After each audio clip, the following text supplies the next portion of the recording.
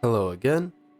Welcome back to another episode of Greg Tech New Horizons. This is Zypher, and we're we're getting started with getting quite a few things moved over here. As you see, there's on my drawers some MV machines, which I don't plan on having for too much longer.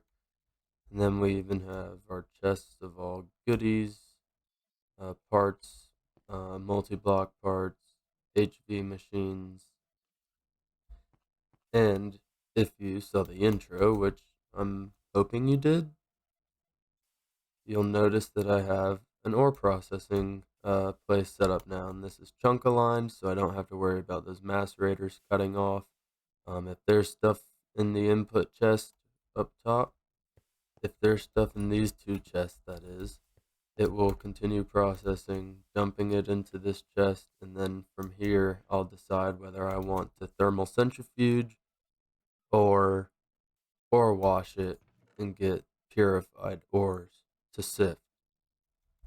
I do have the full intention on adding the sifting machine in here somewhere. I just kind of need to figure out if I want like a little cubby hole off to the side here that covers it, or what exactly I want to do and just have it like part of the wall. I'm not too sure yet. So I think what I'm going to get started with though is making some of this HV superconductor base. I don't think this will be too difficult to craft up at all. So let's go ahead and do this. Now first, I would like to come through this portal and see if I can't capture an Enderman. I would now like to take said Enderman, combine it with a vibrant crystal. Maybe it doesn't work with icy. I'll be right back. Yep, it was the Enderman that was the problem. Use player XP. Now we wait. Have you figured out what I'm making yet? Because there was a hint on the screen.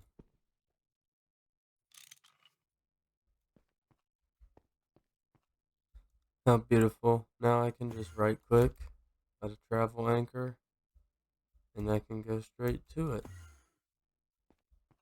I think that was a worthwhile investment. That's going to help me out a lot. In the meantime, I did have some superconductor being made.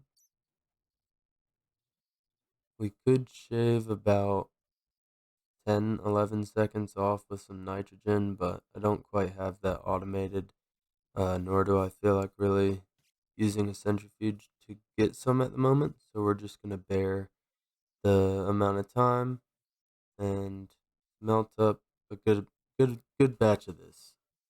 We'll see why I'm doing this in just a second. And kudos to our first batch of HV superconductor wire coming into play. And we're going to take this superconductor HV wire and plug him in right down here. The 2X wire does indeed handle 4 amps, so we're good there. I'm just waiting on some more helium to come from centrifuging endstone dust. That is what we combine with all these other ingredients to make a batch of superconductor. I only get 6 of these at a time, which is really 3 2X, so I might be here for a little while longer while I try to finish up crafting these and getting everything set up. I think I've finally figured out a good power situation.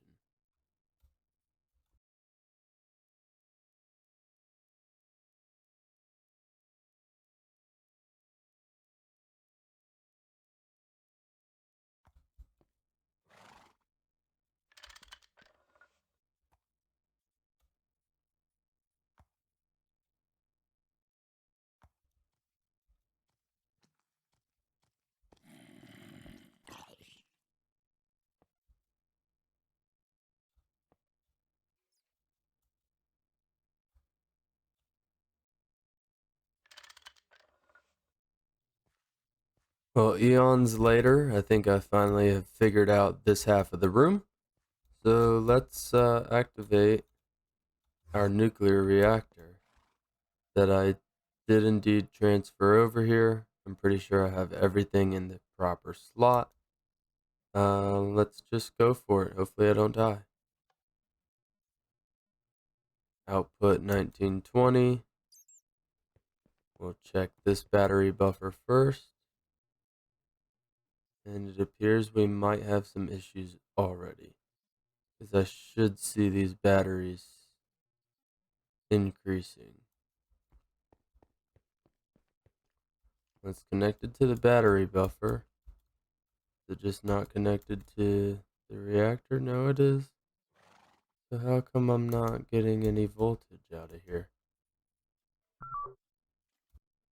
Not getting any type of load out of the top. I thought you could take the electricity out of the top, but I guess not. Kind of strange. It's really weird. I never had this problem before. I don't know what I'm doing wrong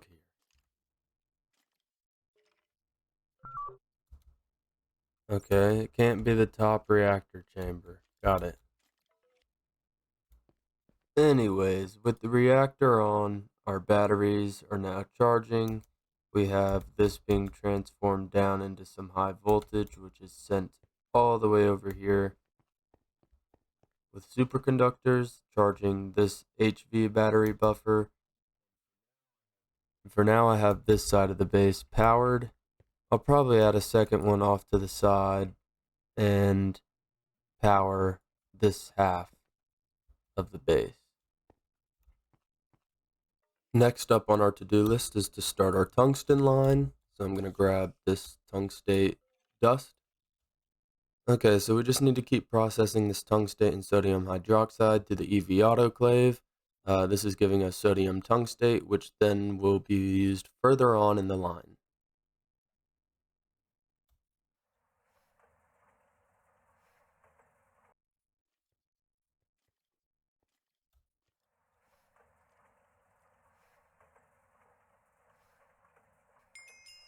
There's step 1 of tungstate processing complete. Now we're just going to take this scheelite, mix it with some hydrochloric acid in an EV chemical reactor, not HV.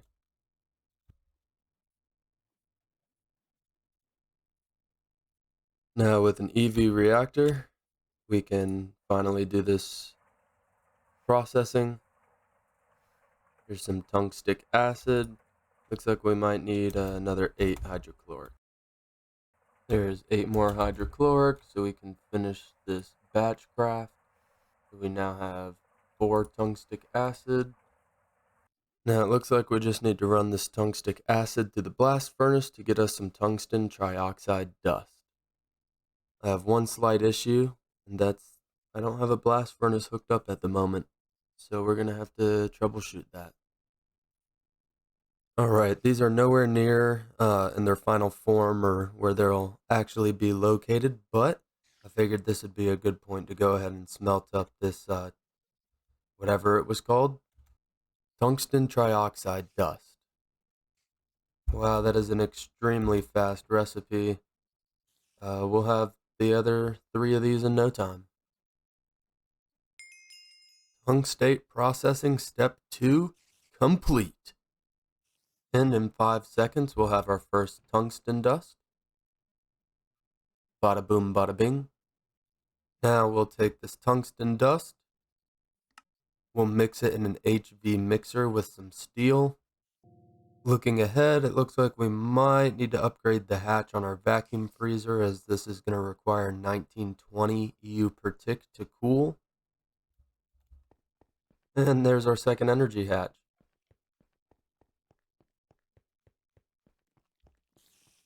Now the whole reason behind needing to make a second one of those is, like I said earlier, looking at the cooling for these tungsten steel ingots, we need an EV hatch.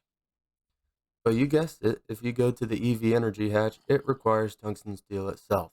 So we're going to have to overclock this vacuum freezer by putting in 2 HV energy hatches. Since this is just temporary for now, I'm just going to add them right here.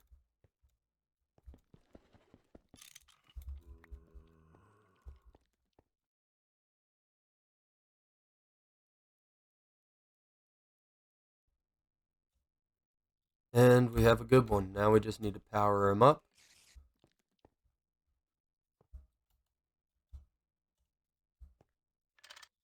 And without further ado, let's try and cool these ingots off. Hopefully I don't waste one like I did earlier. There's 11 fresh tungsten steel ingots. Just enough tungsten steel for your rocket.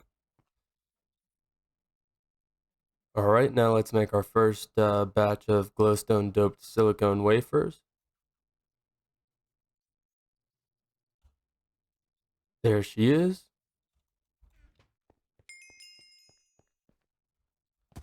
We'll use our little stepping stone to get back to our cutting machine. This is so much faster than hang gliding all the way over here.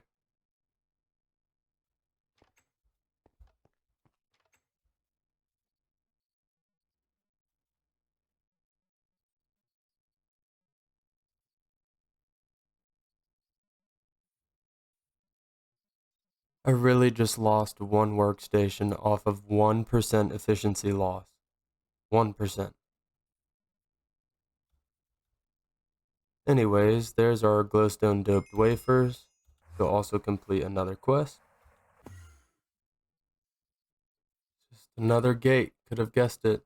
Need an EV cutting machine now, which is going to call for a whole nother rabbit hole.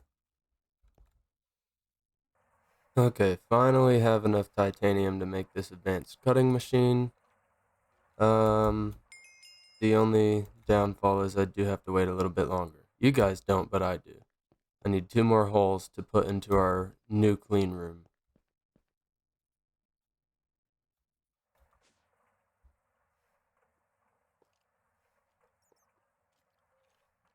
There's our holes. Let's go ahead and put cutting machine right here. Now I just have to hook up the guts. This could take me a second. Well, I think I figured out the issue. You can't use rotating elevators for some reason. Uh, that's just something beyond me. We're now at 100% efficiency, which means I can test out this EV cutting machine. Let's cut these PIC wafers. The first time I saw this, I almost cried because I knew how far and how long it was going to take me to get.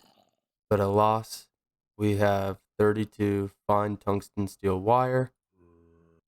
Those two things together will combine to make our extreme voltage coil. And then I just need to make this coolant cell, the aluminum spring, the pump, and the hull. All easy things.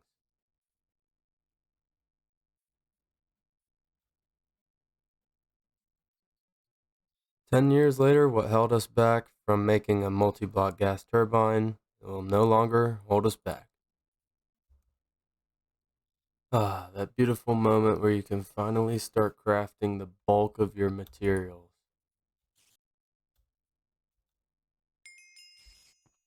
The quest is now complete. A turbine, at last. I now believe we have everything we need to go ahead and construct our gas turbine. Look how cool that is when you start putting it together. Oh, wow. I'm not exactly sure how this sucker goes together, but we're going to try. Let's see. Do you form? No. Now do you form? Oh, you might need your controller. Form? Yay. Okay. Now we have to set up our regulation. We have an invisible fluid regulator that I'm going to put on the front of here. I'm going to do import 6 liters per tick. Okay, so in theory, I could hook up that gas turbine right now, but I think what I'm going to do is go ahead and move this oil cracking unit over. Um, Currently, I'm just trying to empty our fuel line of all of its cetane boosted diesel, as we're no longer using it, and I like to conserve my resources.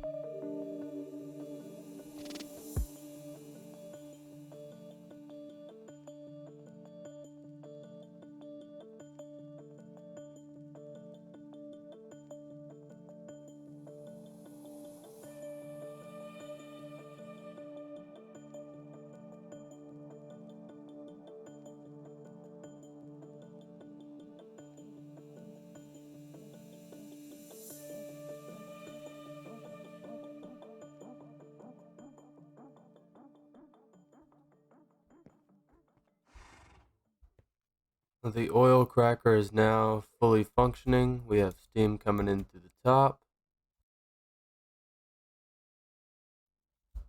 Due to my ingenious design for steam generation, I also did just discover this new tile that I'm probably going to be building with, because I think it adds a nice little accent to what we have going on. While we have that oil cracking down, or the heavy fuel, I should say, I'm going to go ahead and install an EV hatch into our blast furnace. We're going to connect up some aluminum cables that can handle 1 amp to the dynamo. Alright, and now just as a pure test, let's slap a fluid regulator on here and get some benzene working through here.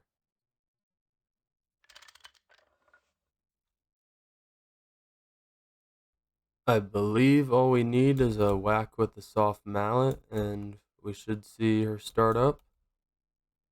Maybe. Oh, oh boy, she's cooking. Definitely want to consider adding a battery buffer into here that will allow this to automatically turn off when it's not consuming power. Um, but I think this is going to do us real well. So if I try to turn on this blast furnace, does it work? No. Something is wrong with how our power is being extracted. Let me do a little digging and we'll see what the issue is.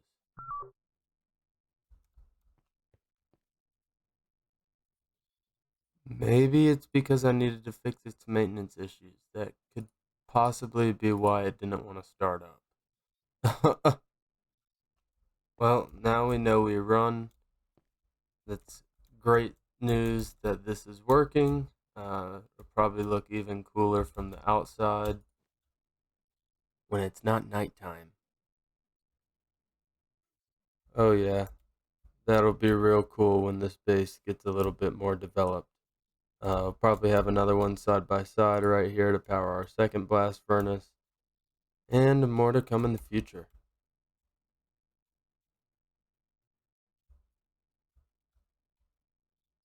Alright, here's a concept I've been trying to get down for weeks now, testing in creative mode as well as reaching out to multiple different people on Discord, but alas, I've finally figured out the RS latch.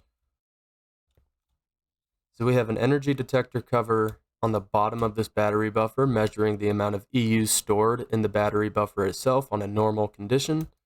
It then outputs a redstone signal strength based off of how full the battery buffer is. So I have this line being run all the way to 15 length. But on the second signal strength, I have a NOT gate. So when the battery buffer is almost empty, in theory, this will not be powered, which will trigger the NOT gate to turn on, which will enable our input on this RS latch and disable the redstone signal. This machine controller cover is on the option disable with redstone. So once that redstone signal disappears, it will effectively turn the turbine on. Now if we go back under here, that's the low part. When the battery buffer is completely full, it will trigger, well, I say completely, probably about 90%. That redstone line will be powered all the way to this repeater, and then the repeater feeds into the second input of the RS latch, which enables the redstone signal, effectively turning the turbine off. The thing that held me up the longest from this concept was the fact that an RS latch does send a signal back through the inputs, and in order to curb that, I had to add a repeater right here, which will no longer allow this latch to send a signal into the input side. So now, while we're running our EBF, it will continuously drain from this battery buffer, and I'll pop back in when it does reach a lower capacity to show you how the logic turns the turbine on. But when it does reach lower capacity, the turbine will turn on, it'll crank up to full efficiency, and we will be saving a significant amount of benzene. I did waste probably 800,000 of this. Waste being relative, I have been running some recipes in the EBF, but I probably did waste a fair amount of benzene just trying to figure out how to get this sucker to turn on and off. So now we're going to use that same logic to automate our nuclear reactor, which is what I wanted to do with this RS latch to begin with. I just couldn't figure out how to do it. Luckily, we figured it out. With the help of some gracious people on CarX82's Discord. Thank you very much. So let's remove this lever, which I use to control the nuclear reactor. That should turn it off. I'm going to be saving on you guys so much. I know you have 16,000 durability left, but we are no longer going to be running through you so quickly. Okay, for the nuclear reactor, we have the 15 length redstone going down and around the superconductor. We have a NOT gate on the 2 strength that feeds into one side of the RS latch. And then our 15 line is this right here, which feeds in with a repeater to the other side of the latch. All I really need to do now is test the theory that this works. The only issue I'm going to notice is when the NOT gate triggers, it might not enable this the way that I'm expecting, mostly because we had to invert the machine controller cover over there, but we'll test this out and see if it works how I am expecting. Alright, while I wait for this battery buffer to charge up to ensure that the RS latch is working perfect, I'm going to tackle another problem, an excess of CO2 gas.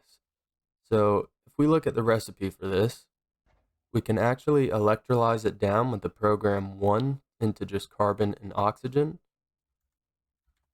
So I've placed an electrolyzer here. It's powered via, that should not be connected. It's powered via a transformer from the gold cables. And ultimately what I want to do is just electrolyze the CO2 gas and send the carbon into here, which we're already utilizing with the methane setup, and then send the oxygen on another fluid conduit out into our large chemical reactors, which is going to be just fine because I do already have fluid conduits bringing the hydrogen there, just installed that. All I really need to do at this point is connect up our oxygen path. So this is one spot for oxygen. We're going to insert on blue channel,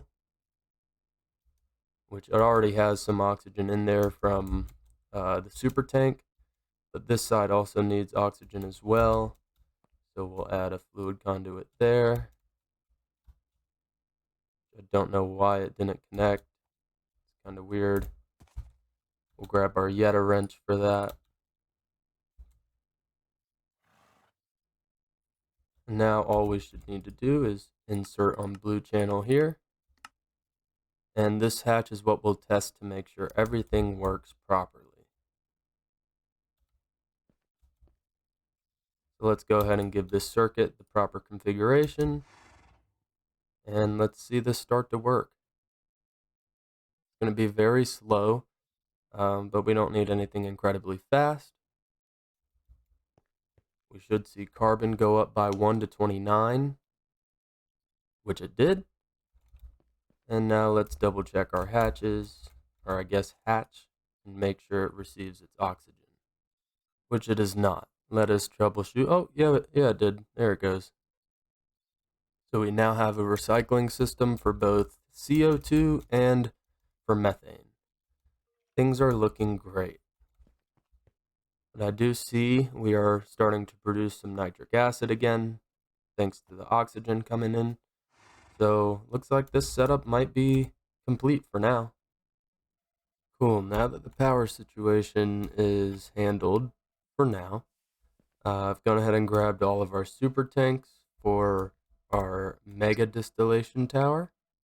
And I've also grabbed our polyethylene LCR as I started to run out in my assembler.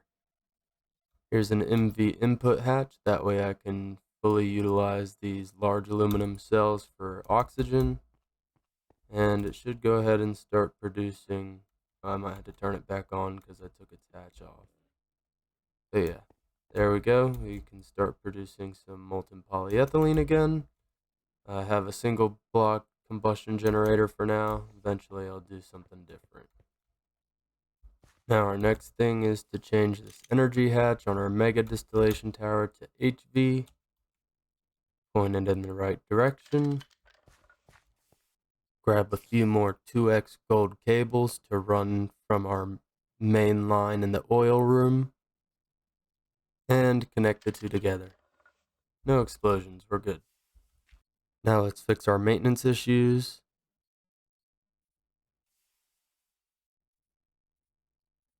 Now we need to connect some ender conduits and run their channels. This is the worst part.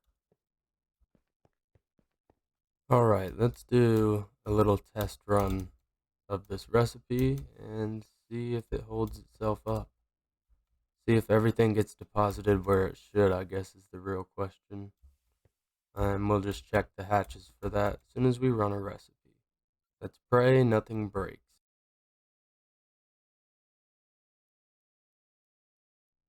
I already forgot one, and that's methane.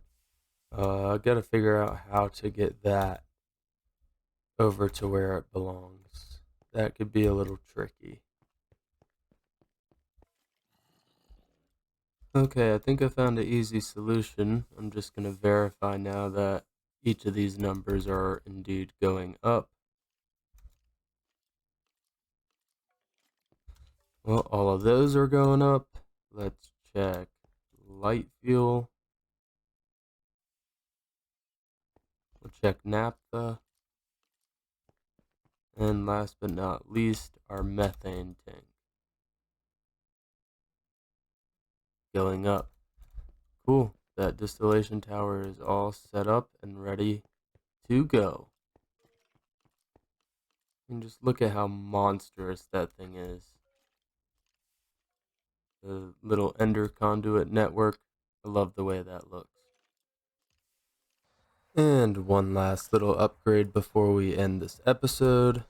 This is going to make it so I no longer have to swap between my chest plate and my new jetpack. We're going to be handling a lot more hazmat materials, I have a feeling, so I think this was a wise investment. But that's going to go ahead and wrap up this episode. I'd like to thank you guys for tuning in. Thanks for watching, especially if you watched all the way to the end. I graciously appreciate your support. And next episode, we'll be gearing up to finally go to Mars. So stay tuned, and the real fun will begin.